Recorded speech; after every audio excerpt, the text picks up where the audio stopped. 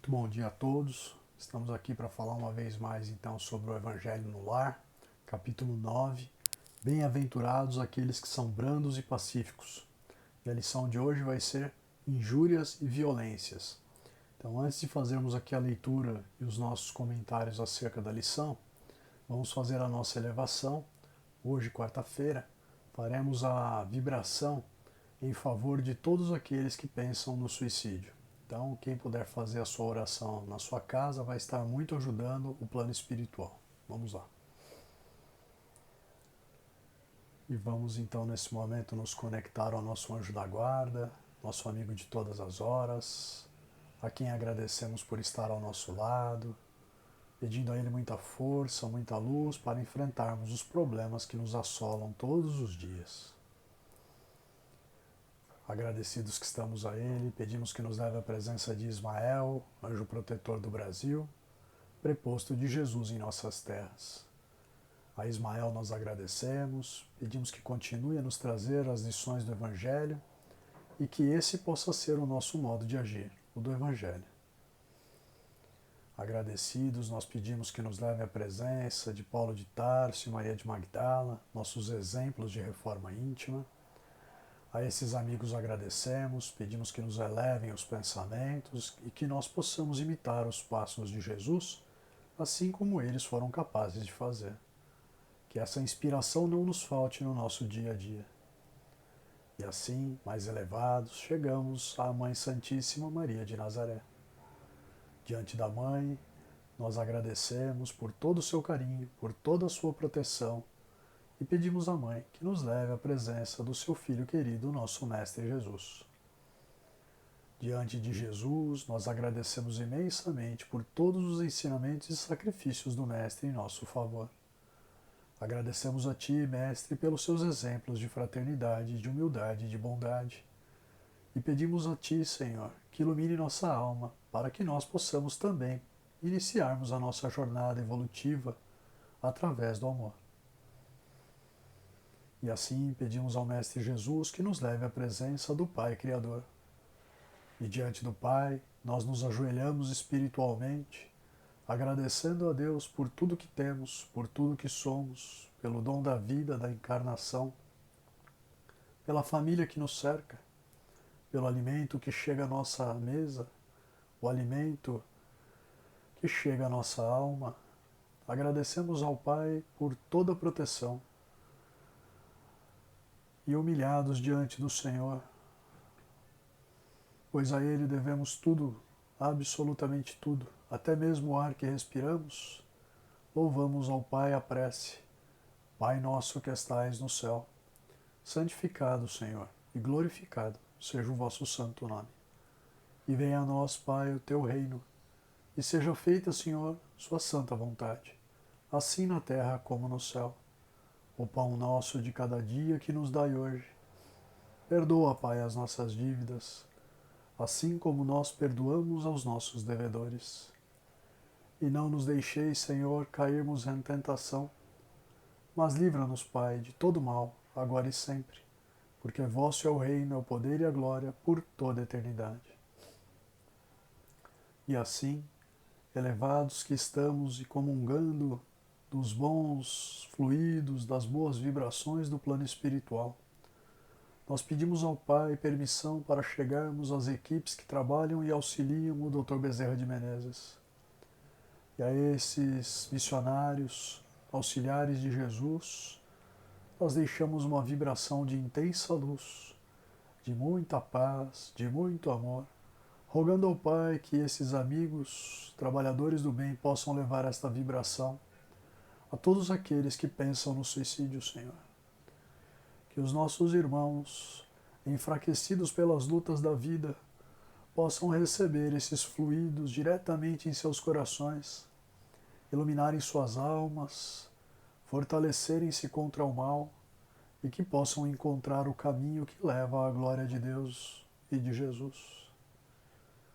Pai, nós ainda lhe pedimos, em prol daqueles que cometeram este ato terrível para consigo mesmo, por perderem as suas forças, por desacreditarem na humanidade, que por acréscimo de tua misericórdia sejam encaminhados para planos de luz, sejam encaminhados para colônias de refazimento e de regeneração, onde possam se fortalecer, entender que somos espíritos imortais e fortalecidos, Pai, retornarem para novas provações na carne.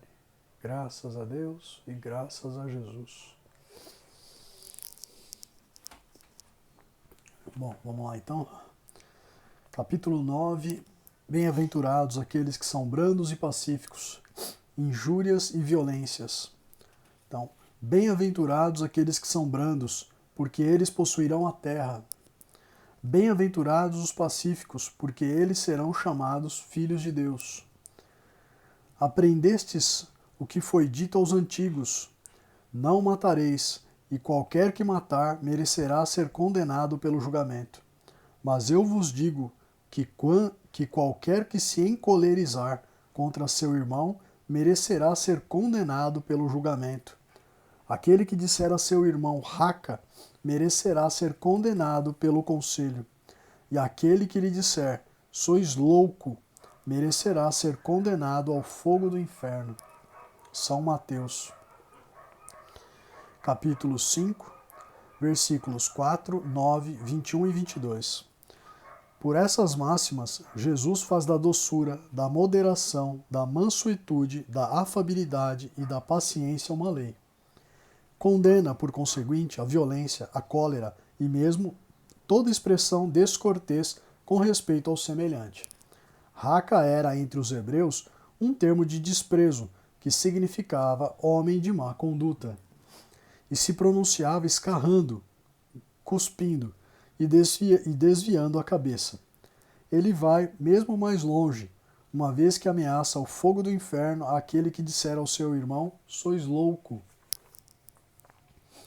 É evidente que, aqui como em toda circunstância, a intenção agrava ou atenua a falta, mas em que uma simples palavra pode ter bastante de gravidade para merecer uma reprovação tão severa. É que toda palavra ofensiva, exprime um sentimento contrário à lei do amor e da caridade, que deve regular as relações dos homens e manter entre eles a concórdia e a união. Que é um insulto à benevolência recíproca e à fraternidade que entretém o ódio e a animosidade. Enfim, que depois da humildade para com Deus, a caridade para com o próximo é a primeira lei de todo cristão. Mas o que entende Jesus por estas palavras? Bem-aventurados aqueles que são brandos, porque eles possuirão a terra. Ele que disse para renunciar aos bens deste mundo e promete os do céu. À espera dos bens do céu, o homem tem necessidade dos da terra para viver.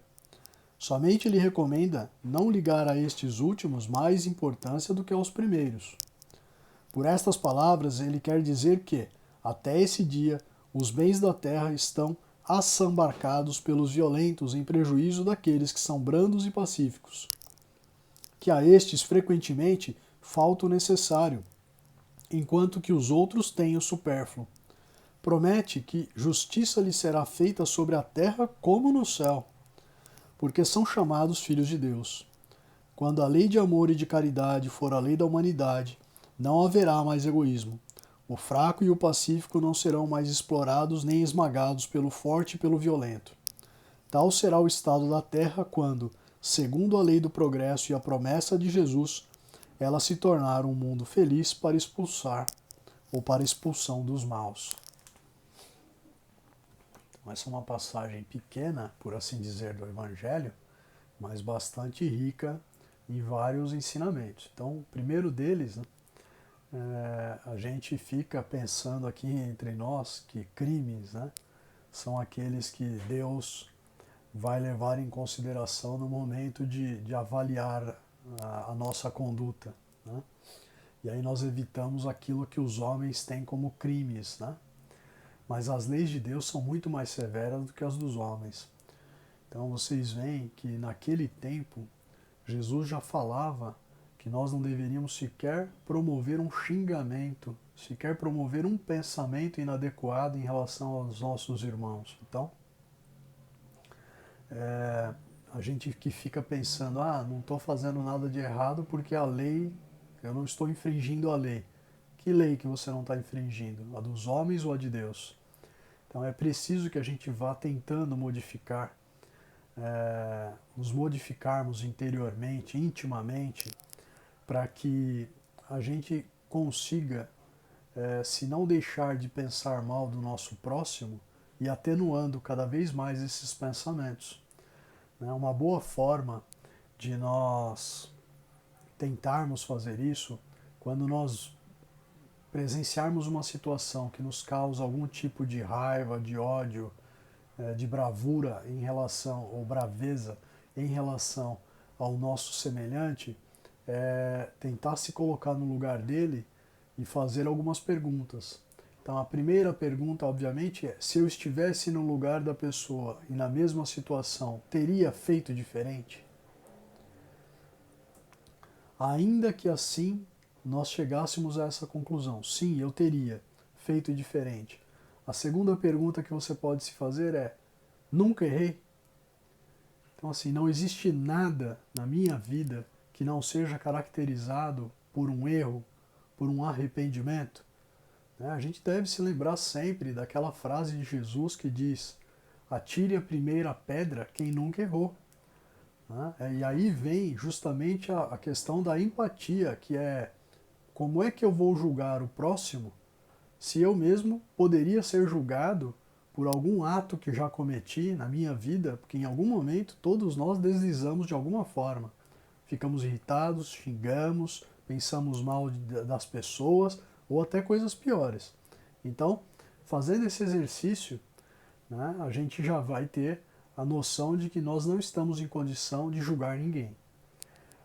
No segundo momento, um outro exercício que nós podemos fazer é justamente assim: se Jesus estivesse aqui, qual seria a atitude dele? Vejam bem, estou perguntando qual seria a atitude de Jesus em relação a determinada situação.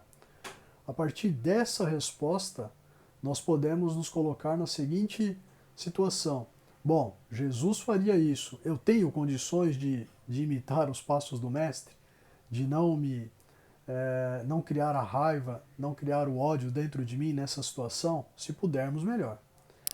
E mais adiante, nessa mesma lição, vocês vejam que Jesus fala: bem-aventurados, aqueles que são brandos e pacíficos, porque eles herdarão o reino da terra.